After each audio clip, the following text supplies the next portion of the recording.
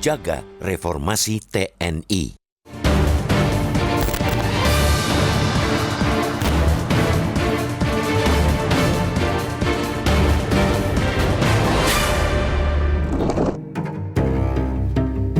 Sejak era Bung Karno, kita sudah diingatkan untuk tidak melupakan sejarah. Untuk sebuah bangsa, sejarah memang ibarat rambu. Tanpa berkaca dari sejarah, bangsa ini bisa lagi dan lagi mengulang kesalahan yang sama.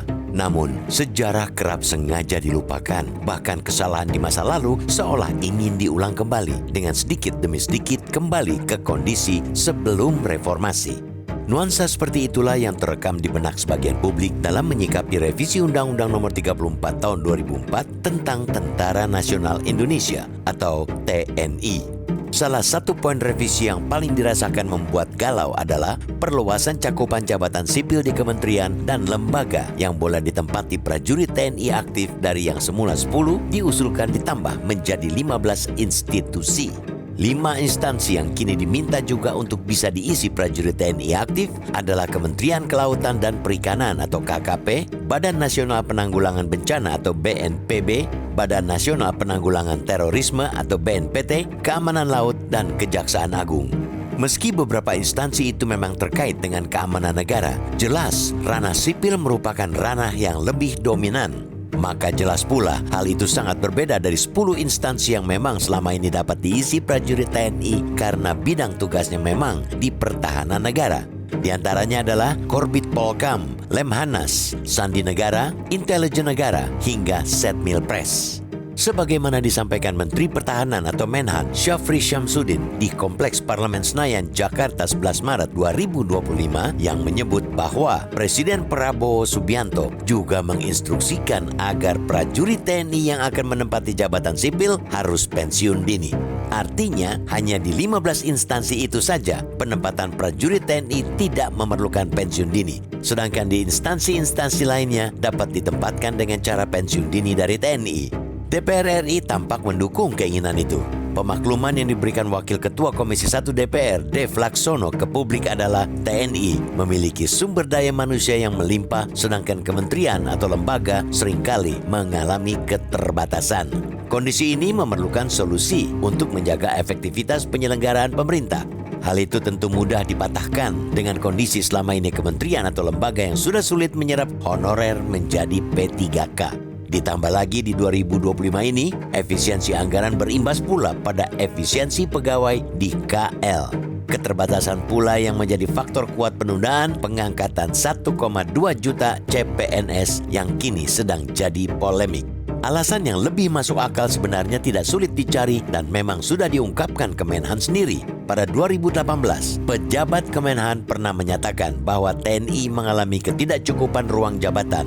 TNI mengalami penumpukan kolonel dan perwira tinggi. Maka bisa dibayangkan jumlah personal yang sekarang sekitar 400.000 masih belum ideal untuk penduduk Indonesia. Namun TNI kewalahan dengan gemuknya kolonel dan jenderal dengan pekerjaan yang tidak sebanding dengan pangkatnya. Ini adalah cermin permasalahan struktural organisasi dan pembinaan karir. Permasalahan ini harus diselesaikan TNI sendiri. Pembiaran persoalan ini hanya akan membuat TNI terus-menerus minta kursi instansi lain. Bukan sekadar korban anggaran dan jabatan, penempatan semacam ini bisa merugikan kinerja KL sendiri. Itulah konsekuensi jika level mid ataupun top management yang akan diisi oleh orang-orang yang minim pengalaman dan kompetensi di bidang sipil. Alasan mengapa perluasan jabatan sipil bagi TNI dipersoalkan ialah karena ketidaksesuaiannya dengan semangat reformasi TNI. Dalam 7 mandat reformasi TNI, larangan menduduki jabatan sipil dinyatakan secara tegas. Jabatan sipil menjadi terlarang bagi personel TNI demi tercapainya supremasi sipil dan HAM. Selama ini, dalam perjalanan penataan institusi di negeri ini, penempatan TNI sebagai penjaga kedaulatan negara ialah tugas paling pokok. Sejarah kita menunjukkan penempatan TNI pada tugas-tugas di luar pertahanan negara sebagaimana dikenal dengan dwifungsi membuat fungsi pokok TNI tereduksi. Dalam 26 tahun pasca reformasi ini, 7 mandat reformasi TNI itu bukannya sudah tercapai, bahkan justru dirasakan menuju langkah mundur. Dalam beberapa periode pemerintahan terakhir, upaya menarik TNI dalam pelibatan luas di luar tugas pokok makin terlihat. Lihat saja program ketahanan pangan, cetak sawah, pengawasan harga sembako, dan sampai pengenalan lingkungan sekolah. Semuanya melibatkan peran TNI. Sejarah buruk masa lampau tidak boleh dilupakan, apalagi sengaja mau diulang. Pemerintahan Presiden Prabowo harus berpegang teguh pada mandat reformasi. Berlatar belakang TNI, Prabowo justru harus membuktikan tidak memiliki konflik kepentingan. Sebaliknya, jika pemerintahan juga semakin menjurus pada duifungsi, bahkan multifungsi, sama saja membuka lagi catatan sejarah yang sudah kita koreksi di masa Orde Baru.